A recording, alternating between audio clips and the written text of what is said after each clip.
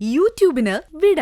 സൂര്യയിലെ എല്ലാ പരമ്പരകളും സംരക്ഷണത്തിന് ശേഷം തികച്ചും സൗജന്യമായി സൺ നെക്സ്റ്റ് ആപ്പ് ഡൗൺലോഡ് ചെയ്യൂ. കണ്ടാസ്വദിക്കാം നിങ്ങളുടെ പ്രിയ പരമ്പരകൾ.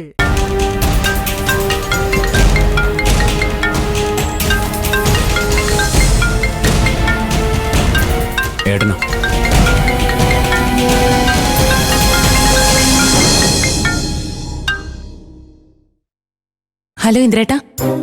സത്യനെവിടെ? അവനെവിടെ ഉണ്ട്. എന്താ ഇന്ദ്രേട്ടാ ഉണ്ടായത്? സത്യനെന്താ ഫോൺ എടുക്കാത്തത്? നീ ഫോൺ സത്യനൊന്ന് കൊടുത്തേ. സത്യനാ ഫോൺ എന്റെ കൈ കൊണ്ടു തന്നത്. അവൻ ഇവിടുന്ന് ഇറങ്ങിപ്പോവാൻ തുടങ്ങാ ഇന്ദ്രേട്ടാ. ഇറങ്ങിപ്പോവാനോ? അതെ. അമ്മയും ഇന്ദ്രേട്ടനും പറഞ്ഞത് സത്യനെ നന്നായി വേദനിപ്പിച്ചിട്ടുണ്ട്. എന്തിനാ ഇന്ദ്രേട്ടാ ഹർഷയ്ക്കും ഭർത്താവിനും വേണ്ടി നമ്മുടെ സത്യനെ വേദനിപ്പിച്ചത്? അവന്റെ കൂടെ കഷ്ടപ്പാടല്ലേ ആ സ്ഥാപനം. അവിടെ സത്യനേക്കാൾ പ്രാധാന്യം മറ്റൊരാൾക്ക് കൊടുക്കേണ്ട കാര്യം എന്താ? എനിക്കൊന്നും അറിയില്ലാനോ. അമ്മ പറഞ്ഞിട്ടാ രവിക്ക് ജോലി കൊടുത്തത്. അത് പക്ഷെ ഇങ്ങനെയാവുന്ന ഞാൻ കരുതിയില്ല. സത്യൻ അമ്മയോട് ദേഷ്യപ്പെടുന്ന കണ്ടപ്പോ ഞാനും എന്തൊക്കെയോ പറഞ്ഞു. അതവനെ നന്നായി വേദനിപ്പിച്ചിട്ടുണ്ട്. ഞങ്ങൾ എത്ര പറഞ്ഞിട്ടും കേൾക്കുന്നില്ല. പോവാന്ന് പറയുവാ. നീ പറഞ്ഞാൽ സത്യം കേൾക്കും. നീ അവനോടൊന്ന് സംസാരിക്കേ. പിന്നെ രവിയുടെയും ഹർഷയുടെയും ഭാഗത്തുനിന്ന് ഇനി അവനൊരു ബുദ്ധിമുട്ടും ഉണ്ടാവില്ല. ഞാൻ അവരോട് സംസാരിച്ചിട്ടുണ്ട്. അത് മാത്രമല്ല, ഈ വഴക്കിനും ടെൻഷനും ഇടയിൽ അമ്മ ബോധം കിട്ടു വീണു. അമ്മ ഇപ്പോ ഹോസ്പിറ്റലിലാ. അയ്യോ, എന്നിട്ട് അമ്മയ്ക്ക് എങ്ങനെയുണ്ട് ഇന്ദ്രേട്ടാ? ഇപ്പൊ കുഴപ്പമൊന്നുമില്ല. സത്യ, ഇന്ദ്രേട്ടന് നിന്നോടൊന്ന് സംസാരിക്കാനുണ്ടെന്ന്. അമ്മയ്ക്ക് സുഖമില്ലെന്ന്. എനിക്കൊന്നും പറയാനില്ല അടുത്തി.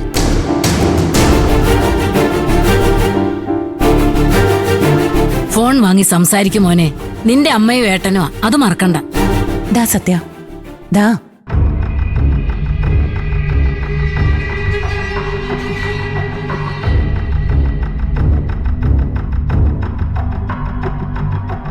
ഹലോ സത്യ, നീ എന്നോട് ക്ഷമിക്കേ. അപ്പോഴത്തെ ആ ദേഷ്യത്തിന് ഞാൻ എന്തൊക്കെയോ പറഞ്ഞു. അത് നിന്നെ ഒരുപാട് വേദനിപ്പിച്ചെന്ന് എനിക്ക് മനസ്സിലായി. ഏട്ടൻ പറഞ്ഞതിനല്ല. നമ്മുടെ അമ്മയ്ക്ക് എന്നെക്കാളും വലുതാണോ ഹർഷ? സത്യ, അമ്മയുടെ സ്വഭാവം നിനക്ക് അറിയാലോ. നീ ദേഷ്യത്തിൽ പറയുന്നതൊന്നും മനസ്സിൽ തട്ടിയിട്ടല്ല. നിനക്കറിയോ, നീ പോയപ്പോ അമ്മയ്ക്ക് വയ്യാതായി. അമ്മ ഇപ്പൊ ഹോസ്പിറ്റലിലാ. എവിടെ? എന്നിട്ട് ഇപ്പോ പേടിക്കാനൊന്നുമില്ല. നിന്നോട് ദേഷ്യപ്പെട്ട എന്റെ ടെൻഷനും സങ്കടവും കാരണോ. അതുകൊണ്ട് നീ അവിവേകമൊന്നും കാണിക്കരുത്. നിന്റെ വീടാ അത്. അവിടുന്ന് നീ എന്തിനാ ഇറങ്ങിപ്പോന്നേ?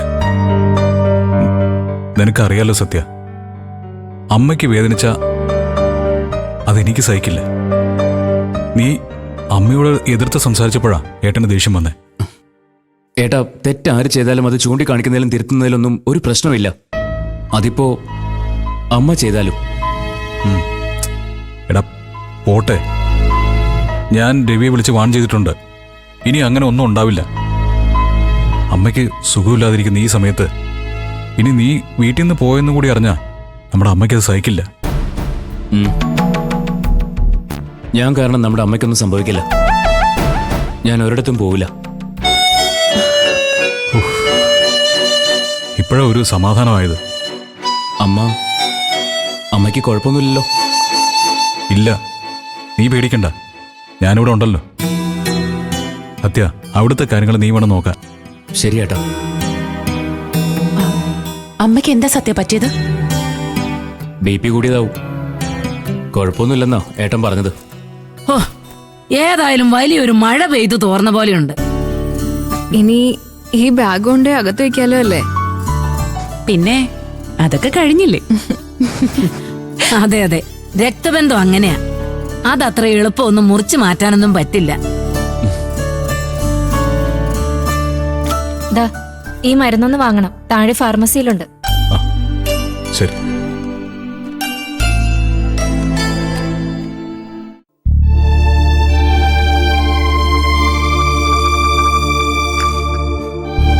നാളെ പണം തന്ന് ലോഡ് എടുക്കാൻ ഏജന്റ് വിളിച്ച് പറഞ്ഞിട്ടുണ്ട്.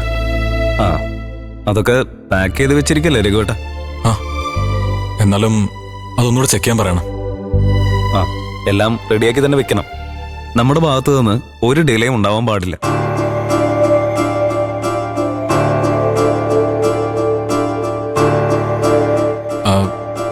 പാക്കിംഗ് സെക്ഷനിൽ നിന്ന് ആരെങ്കിലും ഒരാൾ ഇങ്ങോട്ടേക്ക് വരണം.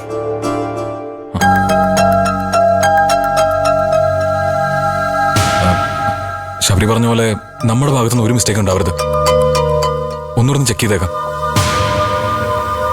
Sir,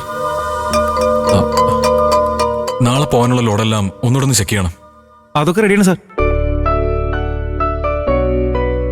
okay okay sir. അപ്പോ ഒരു ലോഡിന്റെ കാര്യത്തിൽ തീരുമാനമായി. ഇനിയുള്ളത് മെറ്റീരിയൽസ് ആണ്. അതിപ്പോ നീ എന്ത് ചെയ്യും ശബരി? രഘുവേട്ടൻ സമാധാനിക്കേ, അതിനും വഴിയുണ്ടാവും. മെറ്റീരിയൽസ് കുറച്ച് ഞാനും കൊണ്ടുപോവാം. അല്ല, അത് ശബരിക്ക് ബുദ്ധിമുട്ടാവില്ലേ? എന്ത് ബുദ്ധിമുട്ട്? ഞാൻ ഏതായാലും പർച്ചേസ് ചെയ്യേണ്ടതാണല്ലോ. ഈ പ്രാവശ്യം പർച്ചേസ് വേണ്ടെന്ന് വെക്കാം. ശബരിക്ക് ഞാൻ കാരണം ഒരുപാട് കഷ്ടപ്പാടുണ്ടാവുന്നുണ്ടെന്ന് എനിക്കറിയാം. വെറുതെ ആവശ്യമില്ലാത്തതോർത്ത് ടെൻഷൻ അടിക്കണ്ട. ഒരു പ്രശ്നം ഉണ്ടാവുമ്പോ ഒന്നിച്ചു നിന്ന് പരിഹാരം കാണുകയാ വേണ്ടത്. എനിക്ക് ആവശ്യമുണ്ടായ എല്ലാ സമയത്തും സ്വന്തം ജീവനോ കുടുംബമോ പോലും വകവയ്ക്കാതെ കൂടെ നിന്ന ആളാ രഘുവേട്ടൻ. അല്ല, എന്നാൽ ശബരി വേണ്ടെന്ന് വെച്ചാൽ ഓർഡറല്ലേ ഇത്? എന്നിട്ട് അതിന്റെ ടെൻഷൻ ശബരിക്ക് തന്നെ ആയല്ലോ. രഘുവേട്ടൻ ഇപ്പോഴും എന്നെ അന്യനായിട്ട് കാണുന്നോണ്ടാ ഇങ്ങനെ ഓരോന്നും തോന്നുന്നത്. രഘുവേട്ടൻ എന്റെ സ്വന്തം കൂടപ്പറപ്പാ. അതുകൊണ്ട് തന്നെ രഘുവേട്ടന്റെ എന്ത് ആവശ്യത്തിനും ഞാൻ കൂടെ തന്നെ ഉണ്ടാവും. ഈ കടമൊക്കെ ഞാൻ എങ്ങനെയാ ശബരി വീട്ടുന്നത്? ഒന്ന് പോയേ രഘുവേട്ട, വെറുതെ ഓരോന്ന് പറയാതെ. വെറുതെ അല്ല ശബരി, സത്യമാ. ഞാൻ ഒറ്റയ്ക്കാണല്ലോ എന്ന് പണ്ട് ഒരുപാട് ഞാൻ വിഷമിച്ചിട്ടുണ്ട്. ഒരു കൂടപ്പുറപ്പുണ്ടായിരുന്നെങ്കിൽ എന്ന് കൊതിച്ചിട്ടുമുണ്ട്. ചിലപ്പോ എന്റെ ആ സങ്കടം കണ്ടിട്ട് ഈശ്വരനായിരിക്കും ശബരി എന്റെ ജീവിതത്തിലേക്ക് അയച്ചത്. അതൊക്കെ പോട്ടെ. ആദ്യം നമുക്ക് ഈ പ്രശ്നത്തിൽ നിന്ന് കരകയറുകയാ വേണ്ടത്. ഇപ്പോ ആ ഒരു ചിന്ത മാത്രം മതി. അത്രേ ഉള്ളൂ. ഉറപ്പായി ഈ പ്രശ്നത്തെ നമ്മൾ അതിജീവിക്കും.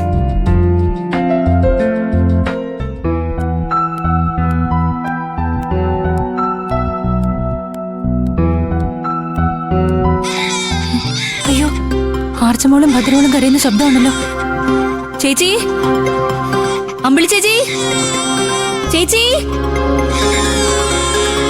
ഈശ്വര, ചേച്ചിയും കാണുന്നില്ലല്ലോ. എന്റെ മക്കളെ തനിച്ചാക്കി എല്ലാരും എവിടെ പോയി? മക്കളെ, അയ്യോ മക്കളെ, എന്ത് പറ്റി എന്റെ മക്കൾക്ക്? വലിയ മക്കളെ നോക്കിയില്ലേ? കരയല്ലേടാ, അമ്മ വന്നില്ലേ? കരയല്ലേ ചക്കരെ? അയ്യോ കരയില്ലേ വാവേ?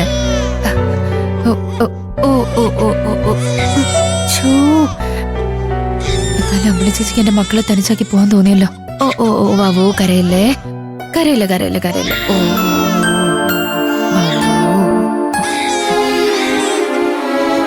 അയ്യോ ചിരുമോളെ, ഞാൻ ഈ തുണിയെടുക്കാൻ ഇപ്പൊ അങ്ങോട്ട് ഇറങ്ങിയതേ ഉള്ളൂ. അയ്യോ, അതിനിടയിൽ രണ്ടാളും ഉണർന്ന് കരയുമെന്ന് ഞാൻ വിചാരിച്ചില്ല. ഇവരോട് ആരുമില്ലാതെ അതിന് ഞാനെങ്ങും പോയില്ലല്ലോ ചീരു. ലക്ഷ്മി മോളെ ഇവരുടെ അടുത്ത് നിർത്തിയ അവള് കുഞ്ഞുങ്ങളെ ഉണർത്തും. അതാ ഞാൻ. മക്കളെ ഉറക്കം ഉണർന്നുള്ള കരച്ചിലായിരുന്നു ചീരു. അല്ലാതെ നീ കരുതുന്ന പോലെ ഇവരെ ഞാൻ നോക്കാതിരുന്നിട്ടൊന്നുമില്ല. എനിക്കറിയാം ചേച്ചിയുടെ ബുദ്ധിമുട്ട്. ചേച്ചി ഒറ്റയ്ക്ക് എന്തൊക്കെ ചെയ്യണം? വീട്ടിലെ മൊത്തം ജോലിക്കിടയിൽ 3 മക്കളെയും കൂടി നോക്കുന്നത് വലിയ കഷ്ടപ്പാട് തന്നെയാ.